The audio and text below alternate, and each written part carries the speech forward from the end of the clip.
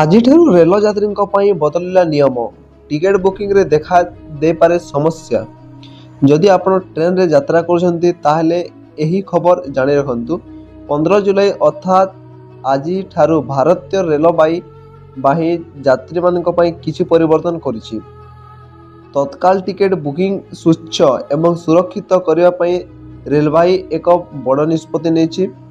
ଆଜିଠାରୁ ତତ୍କାଳ ticket booking ପାଇଁ ଆଧାର ଓଟିପି ଯାଞ୍ଚକୁ ବାଧ୍ୟତାମୂଳକ କରାଯାଇଛି। ଏହି ନିୟମ ଅନଲାଇନ୍ ଏବଂ ଅଫଲାଇନ୍ ଉଭୟ ଟିକେଟ୍ ବୁକ୍ସ ପାଇଁ ଲାଗୁ ହେବ। ଅର୍ଥାତ୍ ଆଇଆର୍ସିଟିସି ୱେବସାଇଟ୍ କିମ୍ବା ମୋବାଇଲ୍ ଆପ୍ସ ମାଧ୍ୟମରେ ତତ୍କାଳ ଟିକେଟ୍ ବୁକିଂ କରିବା ସମୟରେ ଏବେ ଯାତ୍ରୀ ଆଧାର ସହିତ ଲିଙ୍କ ହୋଇଥିବା ମୋବାଇଲ୍ ନମ୍ବରରେ ପଠାଯାଇଥିବା ଓଟିପି ଦେବାକୁ ପଡ଼ିବ।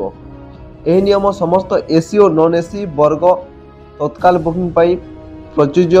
ଖବର ଅନୁଯାୟୀ AC class 1A, 2A, 3A, CC, EC ପାଇଁ ତତ୍କାଳ ଟିକେଟ୍ ଯାତ୍ରା ଗୋଟିଏ ଦିନ ପୂର୍ବରୁ ସକାଳ 10ଟାରୁ ବୁକ୍ କରାଯାଇପାରିବେ। ଯେତେବେଳେ ନନ୍ ଏସି କ୍ଲାସ୍ ସ୍ଲିପର ଦ୍ୱିତୀୟ ଶ୍ରେଣୀ ପାଇଁ ତତ୍କାଳ ଟିକେଟ୍ ଯାତ୍ରା ଗୋଟିଏ ଦିନ ପୂର୍ବରୁ ସକାଳ 11ଟାରୁ ବୁକ୍ କରାଯାଇପାରିବ। ମଙ୍ଗଳବାରଠାରୁ ଲାଗୁ ହୋଇଥିବା ନୂଆ ନିୟମ ପରେ ଏବେ ଯଦି କୌଣସି ଯାତ୍ରୀ କମ୍ପ୍ୟୁଟରାଇଜ୍ PRC କାଉଣ୍ଟର କିମ୍ବା ଅଧିକୃତ ଏଜେଣ୍ଟଙ୍କ ମାଧ୍ୟମରେ ତତ୍କାଳ ଟିକେଟ୍ ବୁକ୍ କରନ୍ତି ତେବେ ଆଧାର ଓଟିପି ଯାଞ୍ଚ ଆବଶ୍ୟକ ହେବ। ଯାତ୍ରୀଙ୍କ ତାଙ୍କର ଆଧାର ନମ୍ବର ଏବଂ ପଞ୍ଜୀକୃତ ମୋବାଇଲ ନମ୍ବର ଦେବାକୁ ପଡ଼ିବ। ଓଟିପି ଯାଞ୍ଚ ପରେ ଟିକେଟ୍ ଜାରି କରାଯିବ।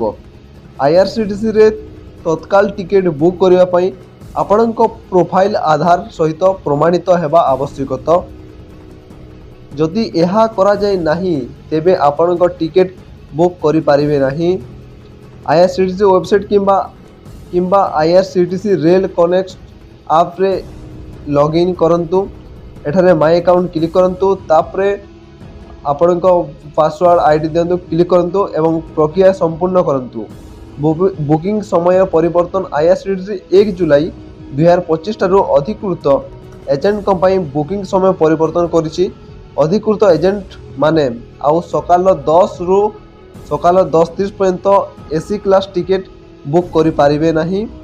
ସେହିପରି ନନ୍ ଏସି କ୍ଲାସ୍ ବୁକିଂ ସମୟରେ 11ରୁ ସକାଳ 11:30 ପର୍ଯ୍ୟନ୍ତ ସମ୍ଭବ ହେବ ନାହିଁ। ଏହି ମାସ ରେଳ ଭଡ଼ା ବୃଦ୍ଧି। ଭାରତୀୟ ରେଳବାଇ 1 ଜୁଲାଇରୁ ରାଜଧାନୀ, ବନ୍ଦେ ଭାରତ, ତେଜସ୍ୱିନୀ, ଦୁରନ୍ତୋ, ମହାମନା, ଗତିମାନ, ଜନଶତାବ୍ଦୀ, ଯୁବ ଏକ୍ସପ୍ରେସ, ଏସି ଭେନଷ୍ଟମ୍, ଅନୁଭୂତି, ପ୍ରତି ପ୍ରିମିୟମ୍ ଏବଂ ସ୍ୱତନ୍ତ୍ର ଟ୍ରେନ୍ ଭଡ଼ା ବୃଦ୍ଧି କରିଛି। ଯେଉଁଥିରେ କି ବହୁତ ଟ୍ରେନ୍ର ଭଡ଼ା ବୃଦ୍ଧି କରାଯାଇଛି।